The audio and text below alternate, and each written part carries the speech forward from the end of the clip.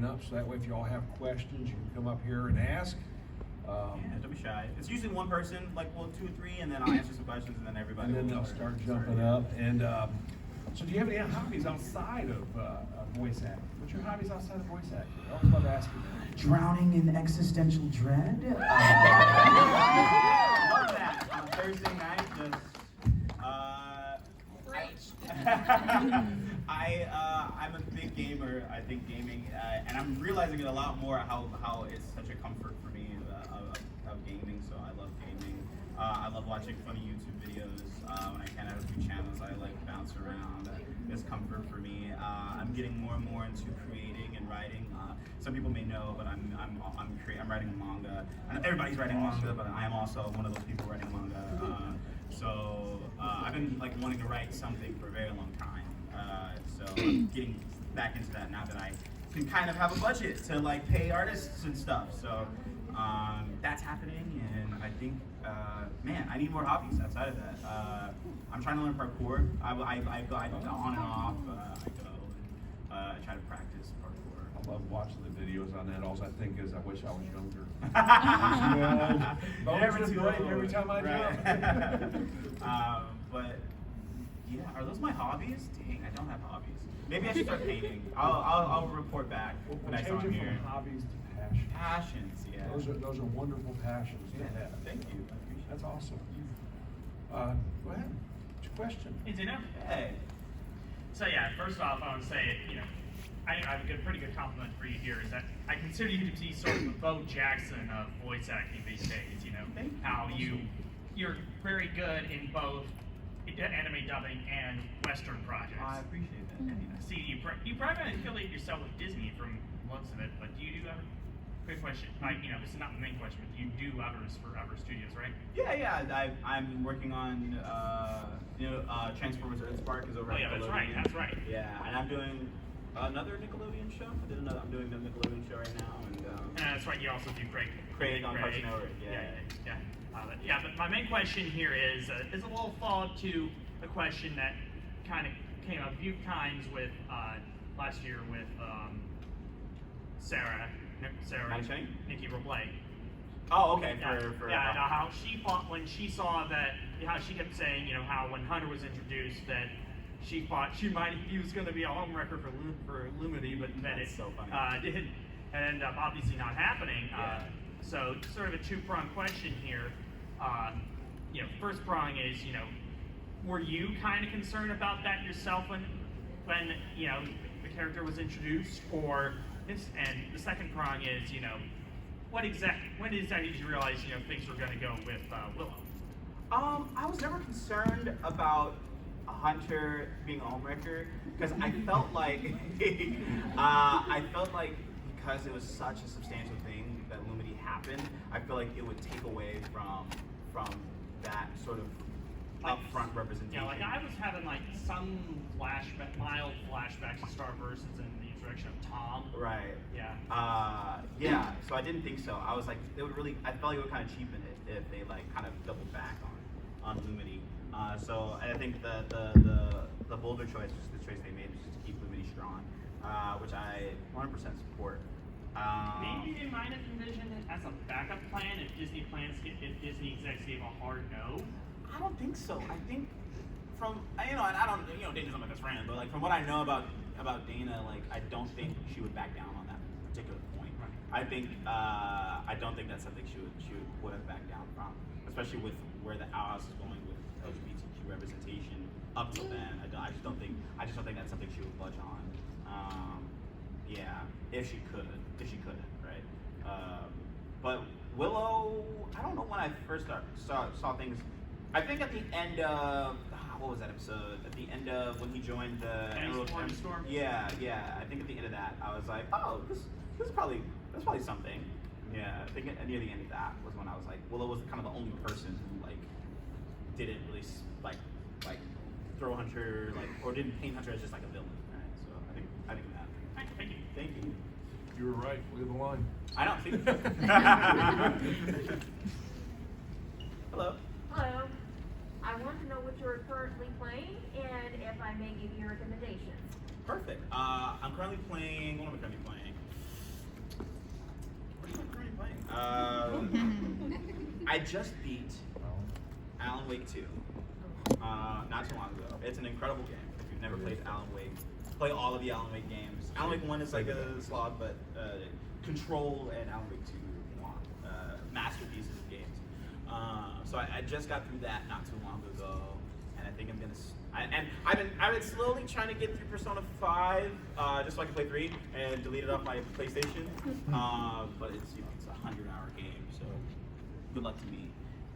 Is it the original or is it Royal? I'm playing the original, but now I'm like, I have to play Royal, and that's gonna be another easy 100 hours. And then if I want to do the New Game Plus wrap, another like 120 hours. So I don't know if I'm gonna do that yet, but yeah. So there's that. But other than that, yeah, I think I went back to beat Asura's Wrath and get the final ending. So I'm doing that too. Yes. Yeah, Asura's Wrath, man. That game is incredible. I played all of it again. I was like, this game is fire. What the heck? I need more people on this train. What was the recommendation? I'm currently into cozy games, and I am currently playing a game called Spiritfarer. I hear a lot of good things about Spiritfarer. Down Yeah. Ben talk about all the Yeah, time. it's kind of like Animal Crossing and Stardew Valley. On kind of like it's sort of kind of like in the world of Wind Waker. Oh, okay. And I heard it's like kind of depressing too, or like makes you cry. it's kind of depressing, you About know. that? It makes you care about these spirits that you take upon and build houses for That's cool. and resources for. And I'm so deep into this. I guess I kind of want to spread the word. Yeah, thank you. Awesome. I'll check it out. So you a VR gamer? Not yet. I love, if you ever get a VR meta, Arizona Sunshine, if you like shooting I zombies. really wanted to love play it. that. When VR came out, I went over to a friend's house, and it was between that and Super Hot, and I just ended up playing Super Hot, and I love Super Hot. Super Hot is my jam. It's a blast. But Super you Hot. can get lost out. Yeah. I smacked the wall with my Two hand. things. If you want to avoid doing with Facebook, then get a valid index on the PC or something like the big screen Yeah. beyond. Yeah. Or yeah. And But they have there's another separated great- now. So another great game. Meta There's and then separate. There's another good game out there. Hot dogs, horseshoes, and hand grenades. You heard of that? Mm-mm. I like to call it Forza Motorsport, but for firearms in a way. Okay. Instead of shooting people, you shoot sentient hot dogs. Okay. I love that. It's like I am bread. Do you have a favorite line as Hunter? My favorite line isn't a line I've said, but my favorite thing Hunter's ever said is "Thank you for finding me." I think it's just such a. I think "Thank you for finding me" is a very important, potent line, and I'm sad I never got to physically say it, but yeah, that's my favorite thing ever from him. Yeah. Thank you. Hey, how you doing? Good. How are you? Good, good. Thanks for coming to Birmingham. Thanks for having me. So I'm a fan of Fire Force. Mhm. Ogun Montgomery is one of my favorite characters. Same. Yeah. So, did you ever imagine you'd be able to voice a black character in an anime that isn't like a raging stereotype? I was like, I've always had a dream about it, right? Like, I'm always like, man, I hope one day that happens. So I kind of did imagine it. For Ogun specifically, I was like, I'm not gonna let what they did to Keelik happen to Ogun. Because Keelik was one of my favorite characters in Soul Eater. Actually, Kellen, who was here, he put a little word for me to Kyle Phillips, the director of that show at the time, and then Kyle reached out and was like, I couldn't do auditions, but I want you to audition for this character. So just send me your demo. But I don't think my demo was reflective. I didn't think my demo was reflective of what I wanted to do with Ogun. So I sort of chopped together, based off of other work I did, a sort of reel, like an Ogun kind of centric reel. And I was like, here's this thing that I made that you could listen to, and that's kind of how I got it. So yeah, I think I always imagined, and when I saw Fire Force as an anime, I looked up the characters because I knew it was Okubo, and I was like, okay, is there a black guy I can play? And I saw Ogun, and I was like, that guy, I want to play that guy. And yeah, and I know it was I wasn't the only one, so who was gunning for it. So I'm blessed enough to be able to have been able to play that. Yeah. I'm glad you played. Thank you. Me too. Because I love Soul Eater. So I was like, it's my closest thing I have to being in Soul Eater. Hello. Hi. I have two questions. One's kind of a request that you can say no. Okay. I hear a lot of voice actors will have like started in musical theater and stuff like that. Did you ever have any musical theater stuff? I was always interested. Like in high school, I would always go. Like it was a requirement that I had to go to the play. No, because I was in the play. It was a requirement I'd have to go see the musical theater show. Got it. So I was always like, man, that would be so cool. This seems so cool. They're all so talented, but I can't sing. So that's the stumbling block. See, that was gonna be the request. Yeah. If Hawks could sing, what would he sing? Yeah. No, Hawks would be a mumble rapper. That's awesome. Yeah. My other question is, I saw on your Twitter you've been to Japan recently. I did. I went last Do year. you have any like tips or things that to suggest to people who are going for the first time? Go for longer than a week. Don't. If you go for just a week, you won't. It's not enough time. You went for 17 days, and that was just enough for me. But I know people wanted to stay longer, so make sure you go for at least 2 weeks. I think is worth it. And try to go outside the city, but try not to do just Shibuya. Try not to do just Tokyo. You know, get to Osaka if you can, or some Osaka's of the beautiful. try to go to some of the countryside if you can, because there's more to see than just the things we enjoy about it, right? Just the anime and stuff that'll be there, but there's like also beautiful nature and things like that. It's really cool. Yeah. Thank you. And if you're over 21, go to the whiskey tour. Japanese whiskey is awesome. Oh, that's Very good. Where's that at? That was in Osaka area. Oh, Well, okay.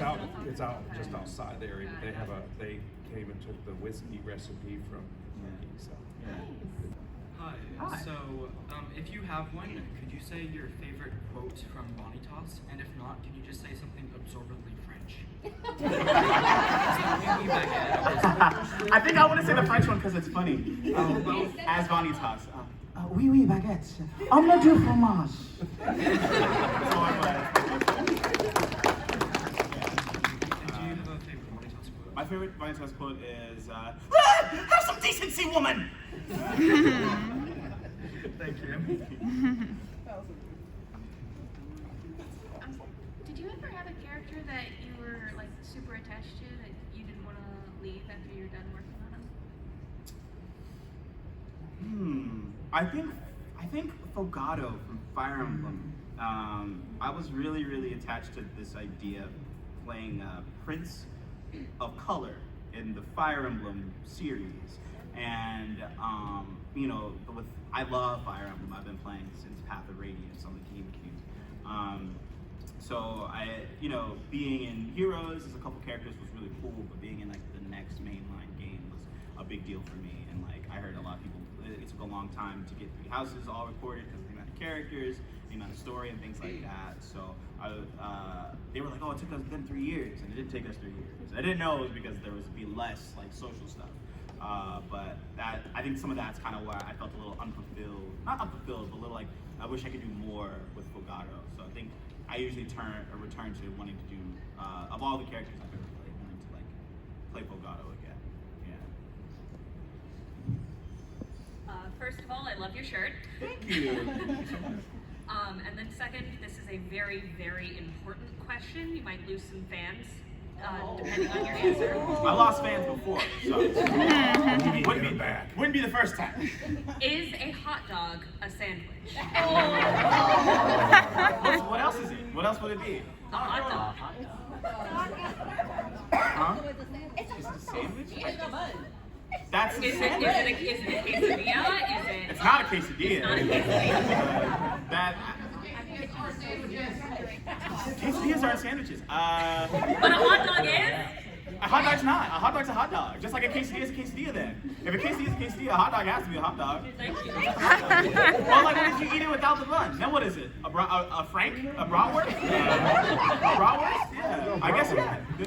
A hot dog is the title when it's in the bun. So the hot dog sausage It's just a sausage is link. just a sausage. At that point. But the hot dog with the bread. With the bread, is that's a hot dog. But not a sandwich. It's like if you took the meat out the hamburger, right? What is that? It's a patty. It's not a hamburger. It doesn't become the hamburger until it's all formed. Thank you. Yeah. I hope, maybe I lost a couple of you there. I'm so sorry. No, I think you gained some. Yeah, right. I was gonna say it at at first. I was gonna say sandwich. I was gonna be like, yeah, but somebody said quesadilla, and then it changed my whole perspective. So actually, no, it can't be a sandwich. Hi again. Hi. My question was, what's your favorite blooper or most funnest moments in booth or recording that you've had? I'm too much of a stuck-up professional to have a lot of bloopers. But my favorite has to be from Kuroko's basketball. That was when the IGN article from Miles Morales came out with the exaggerated swagger of the black team. So there's a scene in Kuroko's where Almine just starts balling them up, right? Just dribble, and Kagami's blown away. He's like, this is street ball. He's like, this is how they do it on the.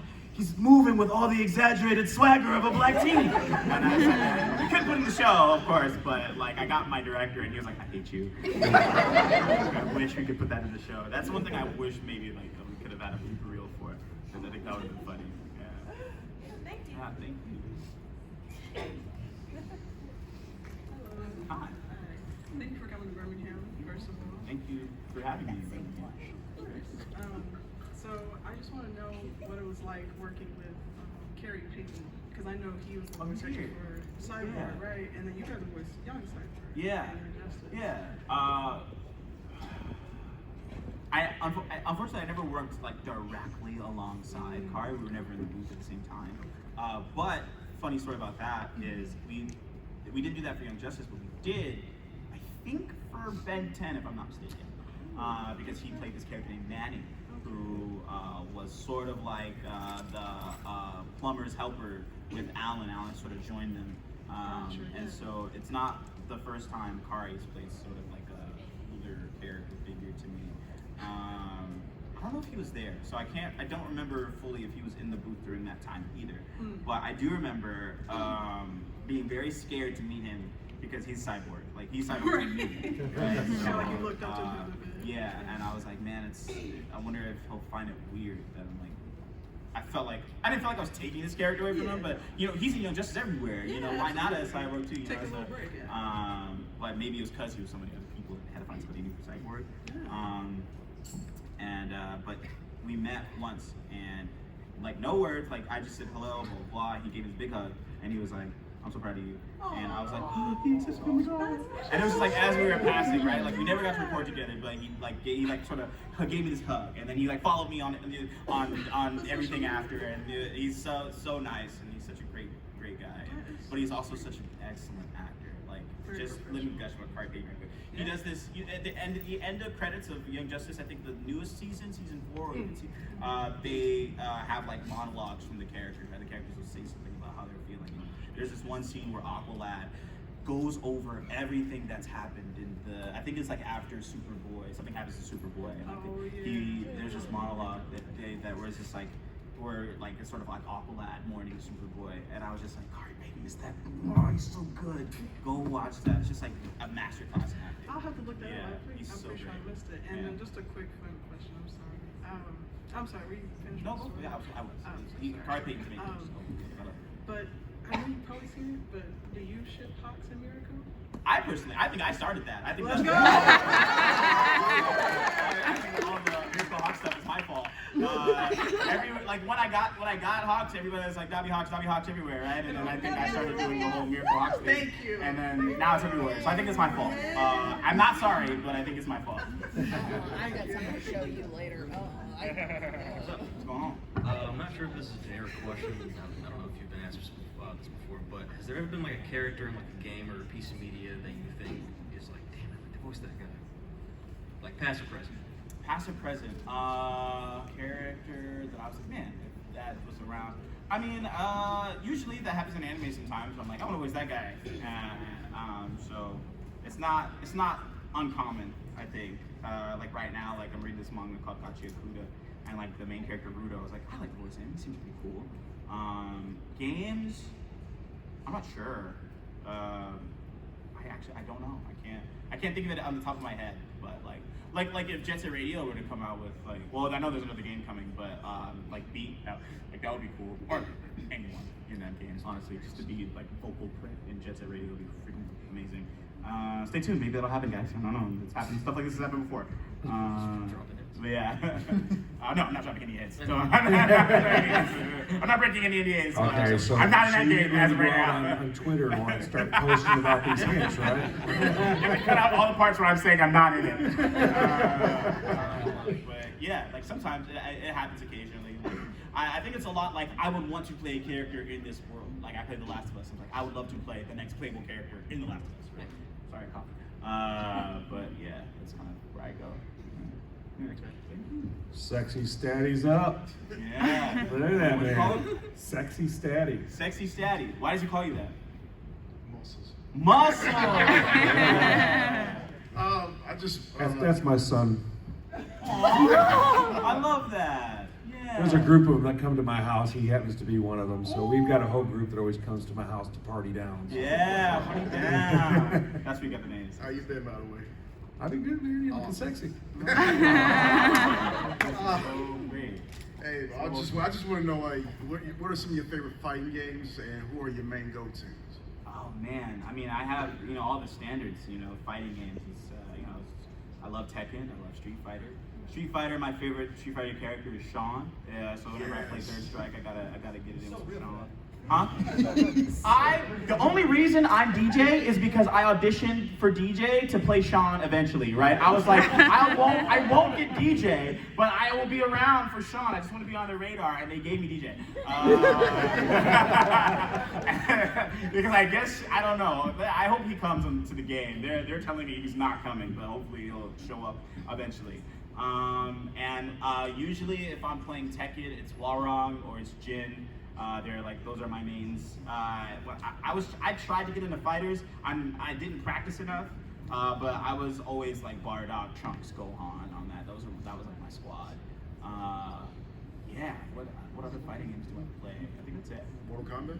Oh yeah. I play Mortal Kombat. I haven't played one yet. I did buy one, but I haven't played it yet. But my go-to, and I think, and the last one was Kenshi, because Kenshi's gangster.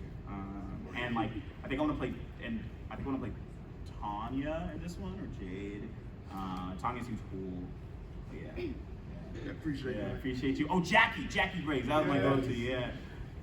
I want you to know every time you say D&D, it brings me back to the 1970s when I started playing Dungeons and Dragons. And get dressed up like our characters. As you should do. Yeah. As you should, man. Where I work now, there's a group of us that still play Dungeons and Dragons. I love that. Though my daughter stole every one of I have the original books and dice, and she stole it all. That's so cool. D&D OG. Still too short for this mic. Oh.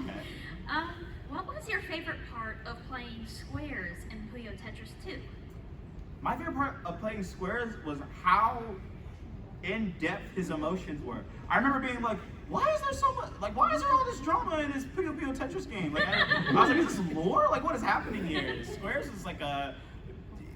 was cool, kind of balancing, like, him being like this, like, overlord, evil, sort of immature god, and like, then balancing with like trying to correct that, and like, so we had two different sort of versions of squares, which is like the initial version where he's just trying to destroy the world, and the other one where he's learned and he's grown, and those two separate squares are both in the game, like you can hear it.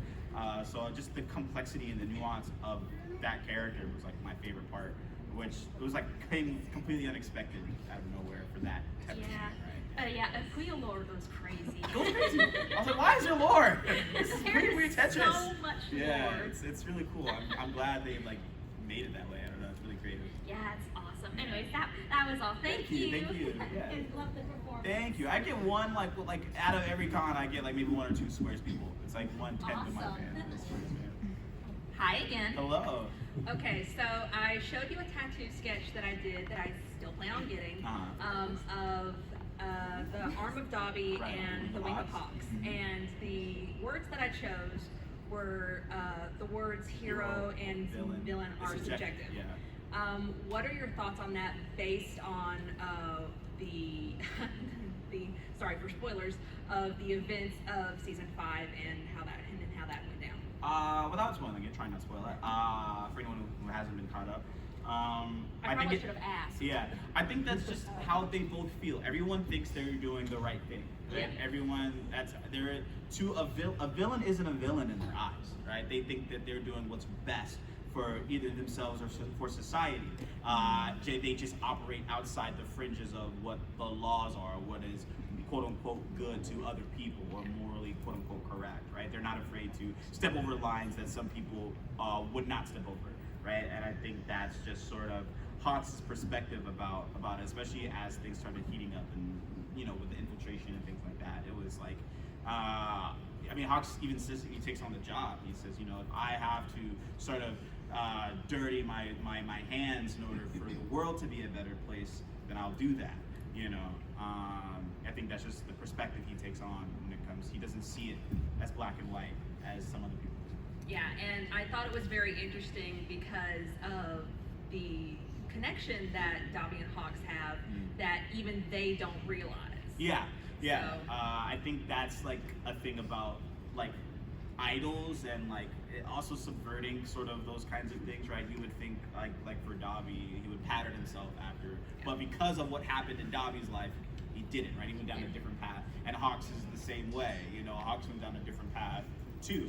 Yeah, even though Hawks' backstory, I think, is I don't want to say subjectively worse, but they could have easily done the other, went the other way. Right? yeah, and that's why I did the tattoo like that. Exactly. Also, can I say, as someone who is sort of neutral in the entire thing, fuck the Hero Commission. I agree. As someone, I agree. I think they're like the U.S. Never mind. How's it going, man? Good. How are you? It's good to see you here. I'm doing pretty good. First, I'd just like to say I love your performance as Vanitas in the book of Vanitas. And I just have one question for you. Yeah. Is a Smucker's Uncrustable considered a dumpling? No! The answer is no! He might have a point. I know. Think about it. He might I have know. a point. You're mad because I'm right. No. These are the best questions. No. It can't be. Huh? Yeah. No. Not a dumpling. I understand where you're coming from. As someone No. who knows how mafioso homemade It's closer to a quesadilla. It's closer Oh. I'll take that. You might need to have a debate. Hello. Nice shirt, by the way. This one is actually a question related to a character that isn't featured in your promotion. That being Fogado from Fire Emblem Engage. How was the process of voicing him, and what do you think of him as a character? I love Fogado. I think he's such a great character. He's someone who always is trying to bring life to the party. He's always concerned about everyone else and trying to raise everyone else's spirits and make sure everyone is okay, right? He takes on a lot of responsibility in that sense that he doesn't show to anyone but his most trusted people, which we got a couple of hints of that. That's something I wish I could explore more. I wish I could explore more of the dangers of Fogado. He has this one conversation, I think it's with Saline, but he, where him and Saline are sort of feeling each other out, and he's like, you're from another kingdom, I gotta feel you out, just make sure I don't have to kill you later. That's literally what he's doing, but he's doing it as when we go on a date, right? But he's like, I gotta make sure you don't kill, I don't have to kill you later, and that's how they both are, they do what's best for their kingdom. So Fogado's the type of person who will do what's necessary if he has to. And I just wish all of these facets of his personality I got to learn more of. The reporting Fogado it came pretty easy to me. And it was just the one thing of he's kind of flirt, right? He's kind of always flirting with everyone, right? And so Patrick Seitz, who directed me on the project, I think along with Christian Lamont too, but it's mainly Seitz. A funny thing with Fogado is whenever it was a woman character, I'd always sort of turn on the flirt, and his direction to me would be less bunny girl, right? If ever I was going too far, he'd be like, less Mirko, think Mirko less. But yeah, I love Fogado. Also, what's your favorite ring to put on Fogado? I actually have haven't played Engage. Oh. Yeah, but if I were to put a ring, I'd probably put the bow. Is that Lynch ring? Yeah. Yeah. I heard him with Lynch ring. It's crazy. But I would also, because I think you could reclass, I would make him a thief. I personally think he would be a thief class, but they made him an archer. But I see him. The whole time recording, I didn't know what he was until we did the Xenologues, where he said put an arrow between somebody's eyes. Like, oh, he's a bow. I wish I knew that. But yeah, I saw him as a thief that entire Hey, time. lots of roguish characters use bows. Exactly. Yeah. Thank you. We're only going to have time for one more question, but he is back tomorrow, Saturday, 1 to 2 in main events 1. Don't we have another panel? A Q&A panel? Yeah. Okay. Tomorrow at 1 to 2 in main events 1, and you can still see him down in Artist Alley. Yeah, save it for tomorrow. I'm sorry. Oh no, that's okay. So I do follow you on social media, and I noticed from some of your social media posts that you are a Kingdom Hearts fan. What is your favorite Kingdom Hearts game, and what is your favorite like data.org boss fight? Data.org, like in all the games? Any one of the games that you like, or one of your favorites with data.org. My favorite game is 2, of course, it's the best one. And I've only done the data.org from 3, and they're all pretty brutal. They all are equally frustrating and traumatizing, so I can't pick a favorite because I hate them all. But I think I look forward to fighting Shion the most. Shion, Yeah. I haven't fought her yet, but I know she's going to make me cry. And make me throw my controller several times. Thank you. Thank you. Well, let's give a big round of applause for Zeno for coming in. We appreciate you coming. Thank you guys for showing up. I really appreciate it. Again. Nate Goyard. Blur Sunbae, somehow with that Korean touch, black nerd, and she fine, you just can't get enough. Blurred Appreciation Monday, that's been for sure. All the Blur creatives should be sure to report. Rebound Wednesday, she go crazy over shows from animated dramas. How could you? And on the weekend, you never know what you could get. Make sure you stay tuned in. Blur Sunbae's legit.